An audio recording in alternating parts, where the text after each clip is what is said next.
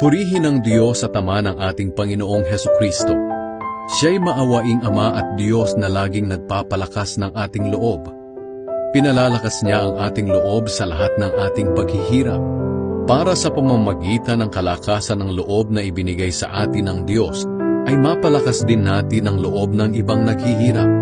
Sapagkat kung gaano karami ang mga paghihirap natin dahil kay Kristo, ganoon din karaming beses niyang pinalalakas ang ating loob.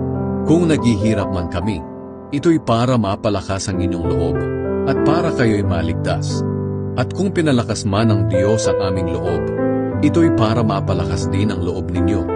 Nang sa ganoon ay makayanan ninyo ang mga paghihirap na tulad ng dinaranas namin. Kaya malaki ang aming pag-asa para sa inyo, dahil alam namin na kung naghihirap kayo tulad namin, palalakasin din ng Diyos ang inyong loob tulad ng sa amin. Mga kapatid, gusto naming malaman ninyo ang mga paghihirap na dinanas namin sa lalawigan ng Asya. Napakabigat ng mga dinanas namin doon.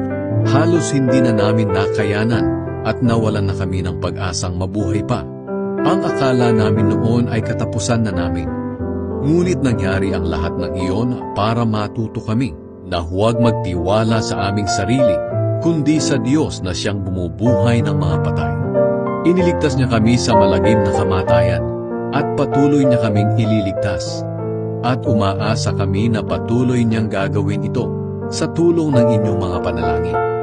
Sa ganoon, marami ang magpapasalamat sa Diyos dahil sa mga pagpapalang tatanggapin namin mula sa Kanya bilang sagot sa mga panalangin ng marami.